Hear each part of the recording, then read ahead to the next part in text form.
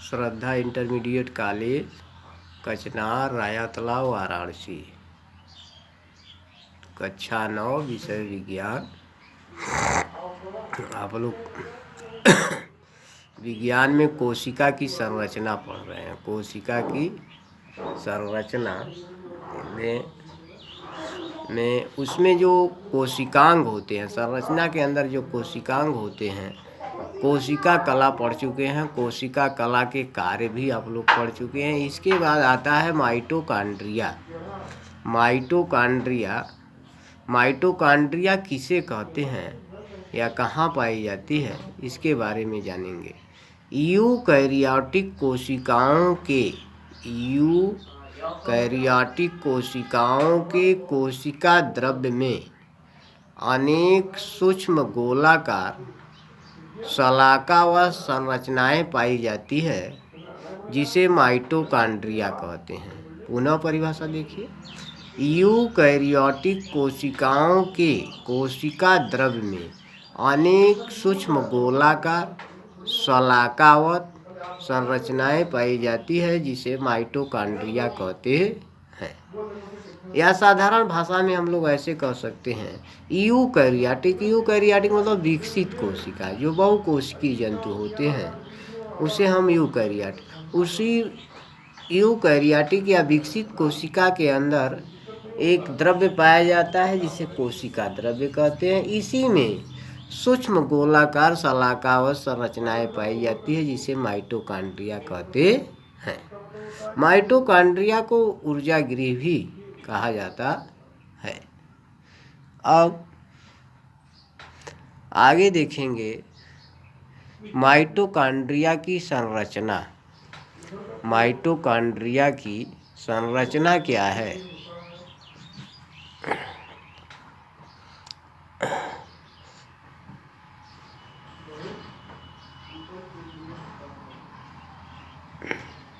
ये देखिए, जो है आपके सामने माइटोकॉन्ड्रिया की संरचना दिखाई दे रही है।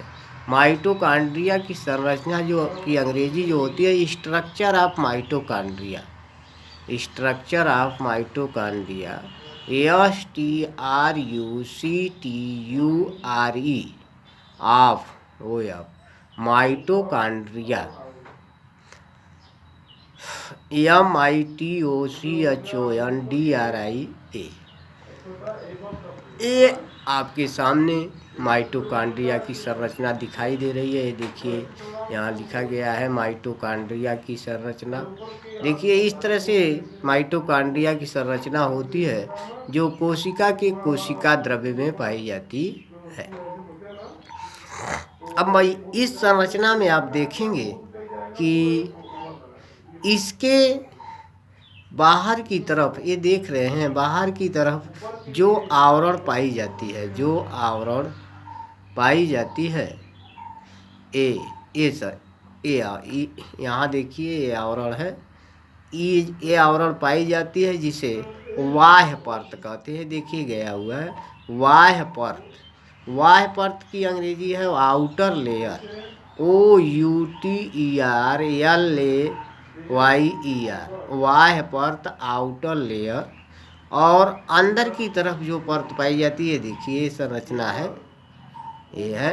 अंदर की तरफ जो लेयर पाई जाती है या परत पाई जाती है, उसे अंतः परत कहते हैं। क्या कहते हैं? अंतः परत। Inner layer, INNER, layer, LAYER, inner layer कहते हैं। ये अंतः परत। अब देखिए, अंतः परत जो है जगह जगह धंसकर, ये देखिए अंतः परतें हैं, जगह जगह धंसकर अंगुलियों के समान संरचना। आपकी अंगुली देखिए, दिखाई दे रहा है। इस तरह से अंगुलियों के समान इस संरचना का निर्माण करती है। ये देखिए, 1 2 3 4 5 6 है इसमें। तो अंगुलियों के समान संरचना का निर्माण करती है, जिसे क्रिस्टी कहते हैं। क्या कहते हैं? क्रिस्टी। ये इसकी संरचना का नाम है क्रिस्टी। क्रिस्टी की अंग्रेजी है CRISTAE, ISTAE क्रिस्टी कहते हैं। अब इसी क्रिस्टी पर देखिए ये संरचना दिखाई दे रही है, टेनिस के बल्ले के समान संरचना, टेनिस के बल्ले के समान ये संरचना दिखाई दे रही है। एक क्रिस्टी पर देखिए 3-3 बनाया गया है, 3 से अधिक होते हैं, आप 3, 4, 5, 6 बना सकते हैं। तो ये संरचना है, टेनिस के समान संरचना दिखाई देती है, जिसे हम क्या कहते हैं, ये देखिए यहाँ से जो है ये नामकरण किया गया है, ऑक्सीजोम कहते हैं, ऑक्सीसोम्स कहते हैं, OXYSOMES, ऑक्सीसोम्स कहते हैं। अब इसके बाद देखेंगे कि माइटोकॉन्ड्रिया के अंदर प्रोटीन, फास्फोलिपिड आदि से निर्मित, ये देखिए डैश डैश है, दानेदार द्रव पाई जाती है, जिसे मैट्रिक्स कहते हैं। क्या कहते हैं? मैट्रिक्स, MATRIX, जिसे मैट्रिक्स कहते हैं। अब इसी मैट्रिक्स में देखेंगे कि DNA ये संरचना है, उलझी हुई संरचना DNA पाई जाती है। अब ये तो माइटोकॉन्ड्रिया की संरचना हुई। माइटोकॉन्ड्रिया में कोशिकीय श्वसन होता है, सेलुलर रिस्पायरेशन, जिसके द्वारा जो है ऊर्जा उत्पन्न होती है। कोई भी जीव जब सांस लेता है तो इसी माइटोकॉन्ड्रिया में ऑक्सीजन पहुंच करके भोज्य पदार्थों का ऑक्सीकरण करता है, जिसके फलस्वरूप ऊर्जा उत्पन्न होती है। इस ऊर्जा का उपयोग जो है हम लोग बोलने, खेलने, कूदने और किसी कार्य को करने में प्रयोग करते हैं। ये DNA है, DNA का पूरा नाम है डीऑक्सीराइबोज न्यूक्लिक अम्ल, डीऑक्सीराइबोज न्यूक्लिक एसिड। अब आगे देखेंगे कि माइटोकॉन्ड्रिया के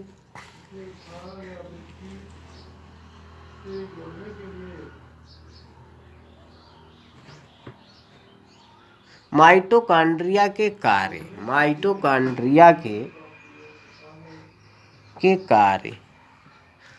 ये देखिए, अब माइटोकॉन्ड्रिया की संरचना आप देख लिया। माइटोकॉन्ड्रिया है तो कोई भी अंग हो, कोशिका का कोई भी अंग हो, अलग अलग अंगों का अलग अलग कार्य होता है। अब माइटोकॉन्ड्रिया के कार्य की जो अंग्रेजी है, functions of mitochondria, FUNCTIONS of mitochondria, MITOCHONDRIA, functions of mitochondria के कार्य। अब यहाँ देखिए माइटोकॉन्ड्रिया के निम्न कार्य होते हैं। पहला है आपका माइटोकॉन्ड्रिया कोशिका के अंदर होने वाले ऑक्सीश्वसन का स्थल है। माइटोकॉन्ड्रिया कोशिका के अंदर होने वाले ऑक्सीश्वसन का स्थल है। कार्बोहाइड्रेट तथा वसा के ऑक्सीकरण द्वारा ऊर्जा उत्पन्न होती है। कार्बोहाइड्रेट तथा वसा के ऑक्सीकरण द्वारा ऊर्जा उत्पन्न होती है। अब यहाँ देखिए ऑक्सीश्वसन में ये अभिक्रिया कैसे होती है। किसी भी कोशिका के अंदर जो माइटोकॉन्ड्रिया पाई जाती है उसमें ऑक्सीश्वसन किस तरह से अभिक्रिया है, रासायनिक अभिक्रिया है। रासायनिक अभिक्रिया में देखिए ये देखिए ये आपका जो है ग्लूकोज है या कार्बोहाइड्रेट C6H12O6 ग्लूकोज या कार्बोहाइड्रेट का सूत्र होता है। ये इस ग्लूकोज या कार्बोहाइड्रेट ऑक्सीजन से अभिक्रिया, जो हम सांस लेते हैं या श्वसन क्रिया करते हैं तो ऑक्सीजन ग्रहण करते हैं। ये ऑक्सीजन जो है कार्बोहाइड्रेट या ग्लूकोज से अभिक्रिया करता है। रासायनिक अभिक्रिया के फलस्वरूप कार्बन डाइऑक्साइड, जल और ऊर्जा का निर्माण होता है। Carbon dioxide 6CO2 6H2O plus ऊर्जा। अब यहाँ देखिए, इधर जो है ये संतुलित रासायनिक समीकरण है। संतुलित रासायनिक समीकरण, इसमें संतुलित रासायनिक समीकरण में दोनों पक्षों में परमाणुओं की संख्या अर्थात अभिकारक और उत्पाद में परमाणुओं की संख्या बराबर होनी चाहिए।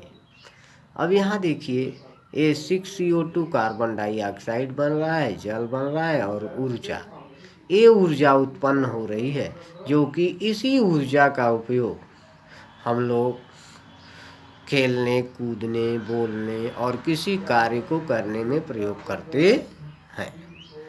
दूसरा जो कार्य है,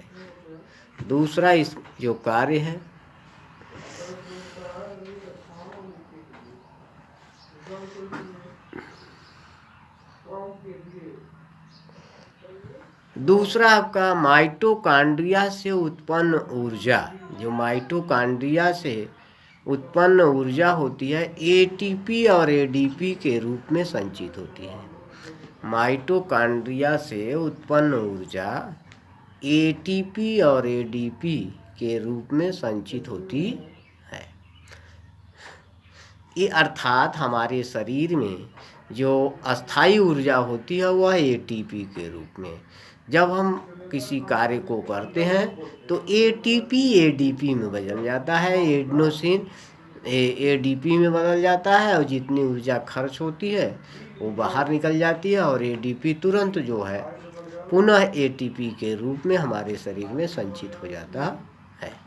एटीपी का पूरा नाम एडिनोसिन ट्राइफॉस्फेट और एडीपी का पूरा नाम ए माने एडिनोसिन, डी माने डाई और पी माने फास्फेट, एडिनोसिन डाइफॉस्फेट के रूप में संचित होती है।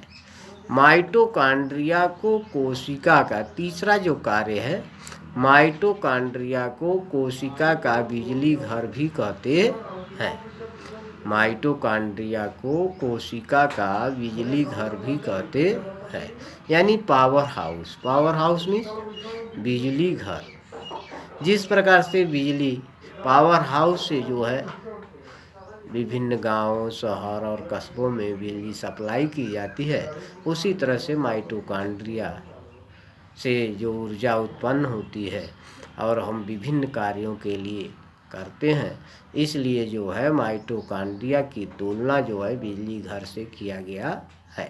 अर्थात हम माइटोकॉन्ड्रिया को बिजली घर भी कह सकते हैं। इसके आगे अगले दिन पढ़ाया जाएगा।